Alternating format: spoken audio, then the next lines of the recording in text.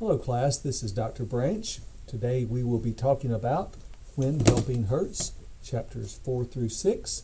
But first, a quick review from chapters 1 through 3, a few things you need to remember, and I hope this will be helpful for you as we talk about how to avoid the problem of paternalism in material poverty alleviation ministries. So if you will remember from the first few chapters, I told you that I want you to know this chart that you see on the screen in front of you for the final exam. This shows the ways that our thinking is shaped by what we think the problem of poverty is, or the way we do ministry is shaped by what we think is the cause of poverty. So I want you to keep that in mind. And remember, we stress that all of us are in these different relationships with God, the rest of creation, with other people, with ourselves, and the playing field, if you will, is shaped by these different systems which surround us. And a couple of students asked if maybe the economic system and the political system couldn't be seen as one. I suppose that's true. It could be. And you will also remember that on the final exam, you're going to reproduce this for me, this different ways in which we can all experience poverty. I think this is very helpful. With that in mind, what we're talking about now, when we address this issue of paternalism and some of these other problems in material poverty alleviation, is probably related to this idea of this poverty of being. Sometimes this paternalism that we use, or this attitude of paternalism that we bring with us to the issue of poverty alleviation, comes from really some God complexes. We think we know everything and we're going to help these poor people and kind of come in like a superhero of some sort in a fabulous Marvel movie, and we're going to rescue the day. So remember, this is a very bad equation. The material definition of poverty, all we think that poverty is the lack of stuff, plus God complexes of the materially non-poor, plus inferiority on the part of the materially poor, results in harm to both the materially poor and the non-poor. So the authors are writing to Christians here in the West where we have lots of stuff. And remember, even if you are from a group or a family, your home is what is considered on the poorer side of things here in the States, just keep in mind that what is poor here in the States would be fabulously wealthy in many third world countries around the world. So the idea here is that we don't want to export more harm than good in our mission efforts. So there are basically three ministry options when it comes to someone in a crisis, particularly a crisis of material poverty.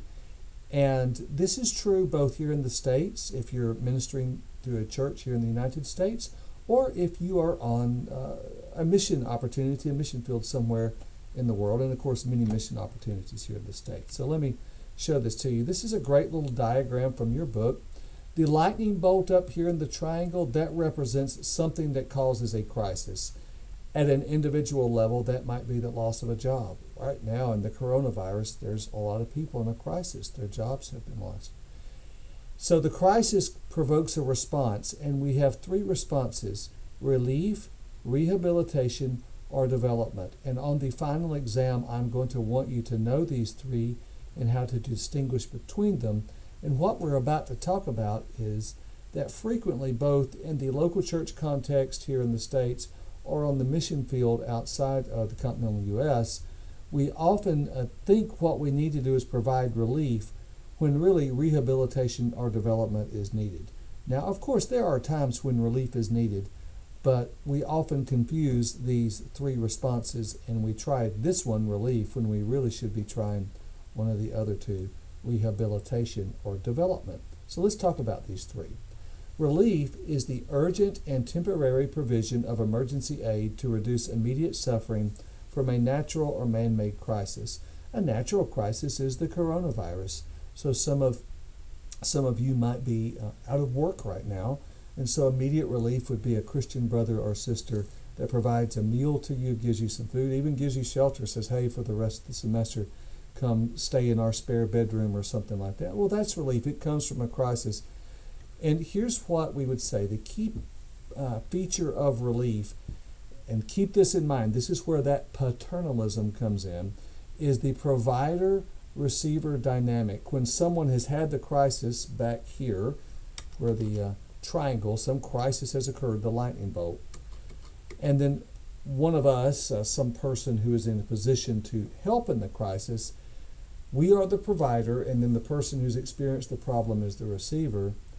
And what happens is the provider often gives assistance, usually material assistance, money or food or shelter, to the receiver, and the receiver is largely incapable of helping himself or herself at that time, and that can create some real challenging dynamics. It changes the nature of the relationship between one another, and we need to be critically aware of that. So here's a biblical example of relief. Of course, the Good Samaritan, the great story that Jesus told.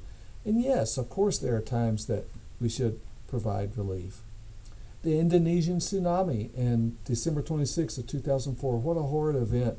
I don't mean to be gruesome. This is a morgue here. This is a temporary morgue with all these dear people who've died tragically in the tsunami. So relief is immediately needed. Look at this apparently town or village here that was just obliterated by these huge waves rushing in. So what your textbook says is this: less than 10% of the poverty in the world is caused by crises.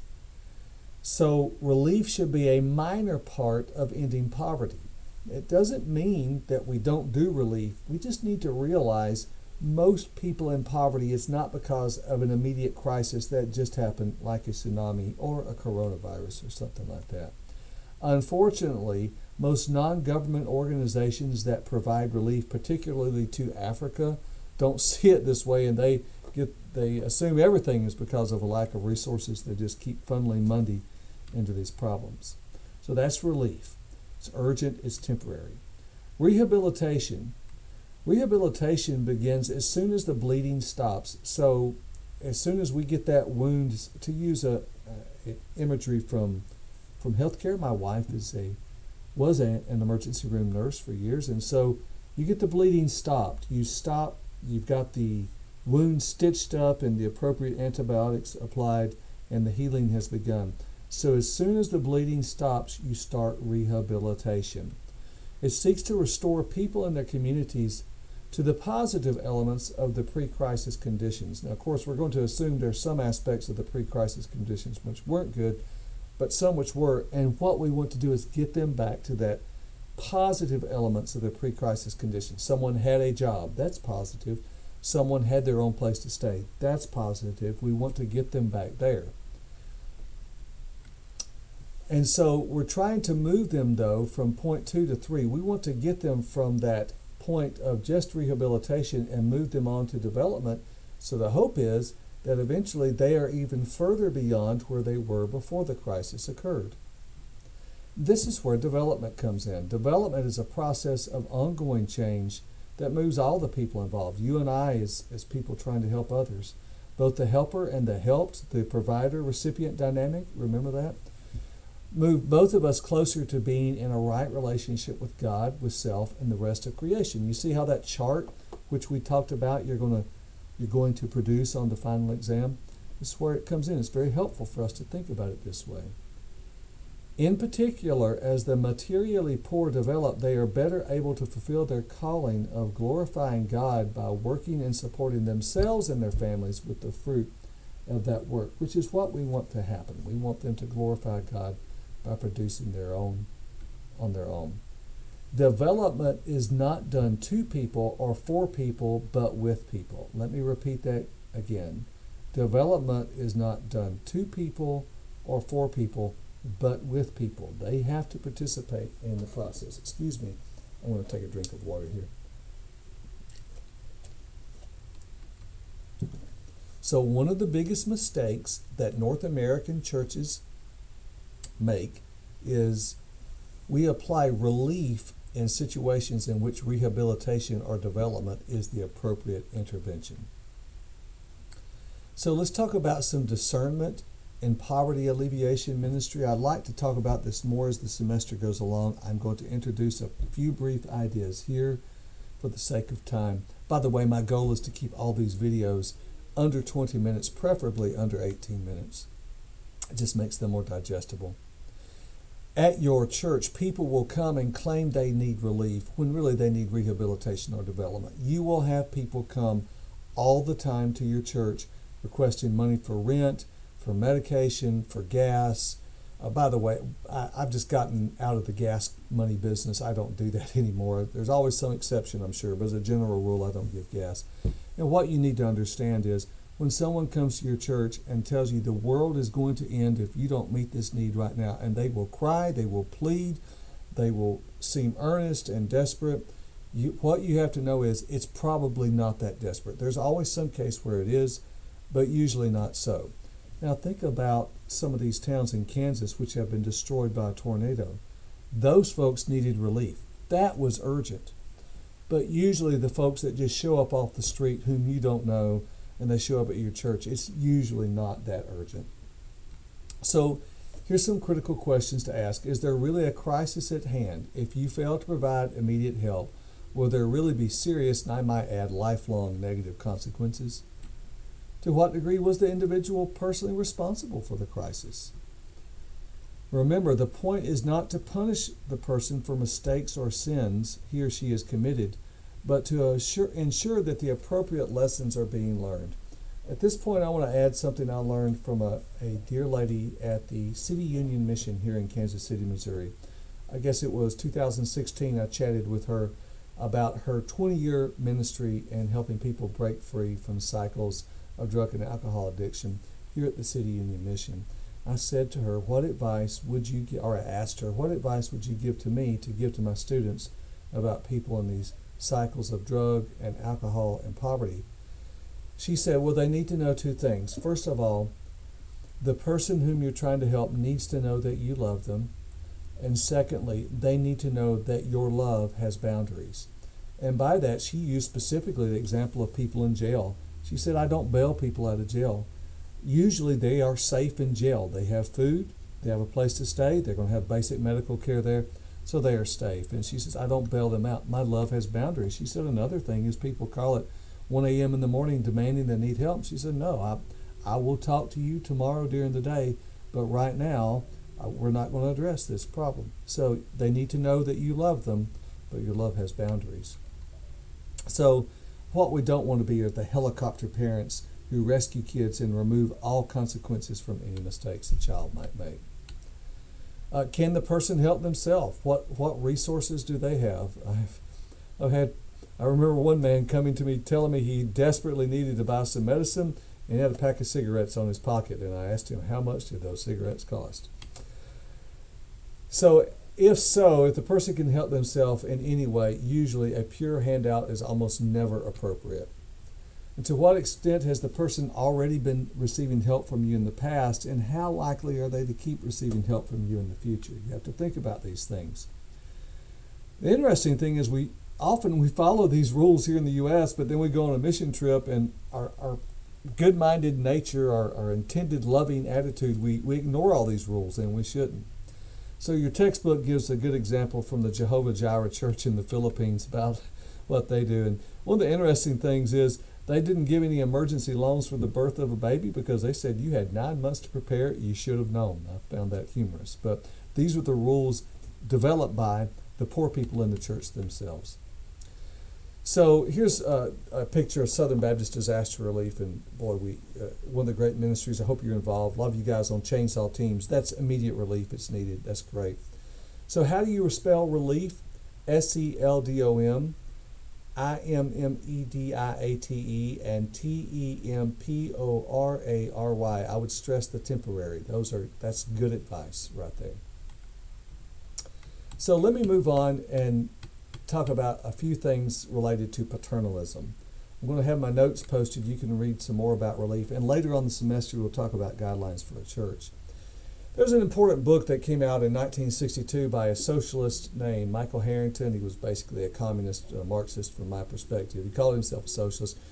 Originally a liberal Catholic, became an atheist. And he basically argued in this book that the means are at hand to fulfill the age-old dream. Poverty can now be abolished. He said there's enough money in America, we can just give money to poor people and they won't be poor anymore. it was his thinking, and this was very influential in LBJ's kind of idea that we are going to have this war on poverty and we're going to end it. And poverty was seen purely as an economic problem, much like Marxist theory would suggest. The needy lack stuff, they don't have anything, so let's just give them stuff. Everything will be fine. And it hasn't worked. Well, I've used the word paternalism. What does it mean? But this is a definition from the Stanford Encyclopedia of Philosophy. Paternalism is the interference of a state or an individual with another person against that person's will, and defended or motivated by the claim that the person interfered with will be better off or protected from harm. Well, what I would say is this is a good definition. However, in the sort of things we're talking about, some people actually want us to interfere in their life and give them stuff. So it's not always against their will, but the idea is we are interfering in someone else's life from benevolent motives, and we are going to do something for them. And don't forget this whole issue of the welfare state in America. About 20 years into LBJ's welfare state, the Reagan administration pushed some folks to do some research. A couple of guys from Harvard, a lady and a guy from Harvard, Mary Jo Bain and David Elwood, published this very influential report for the federal government. It wasn't published in a journal, it was for the government, called The Dynamics of Dependence, the Roots to Self-Sufficiency. And what they discovered was, of the recipients on welfare at any given moment, 65% of those people would eventually be on the welfare rolls for at least 8 years or more. This was not temporary relief, it was becoming a way of life. This data is now 37 years old. It still gets tossed around in debates. And this data was fundamental to some changes in the welfare state here in America during the Reagan administration, but surprisingly more profoundly during the Clinton administration. 1996, major welfare reform was passed, which basically said, we're not just going to give people money, they have to do something in order to receive this money. And here's what, out of all of that, your textbook would say this: avoid paternalism. Do not do things for people that they can do for themselves. That is absolutely right, and I completely agree. So there's different types of paternalism. Resource paternalism, we do things for folks. Spiritual paternalism, we assume we know everything about God. Knowledge paternalism, I have to tell you, there are times when we actually know stuff that people need to know, like my friend John Kramer, who is an expert in no-till farming, which would be very helpful to many third world countries. Labor paternalism, we do work for people that they can do for themselves. Managerial paternalism, when we go overseas, we Westerners assume we know how to do things and we just want to take charge. So what I would challenge you is to keep in mind the power of participation in both here in the States and overseas. We want people to work with us, and we want to work with them and not do things for them in that process of relief, rehabilitation, and development. Keep that chart in mind. Keep in mind we're trying to move them on to self-sufficiency because that brings glory to God. I hope this has been helpful for you, and I look forward to seeing you the next time.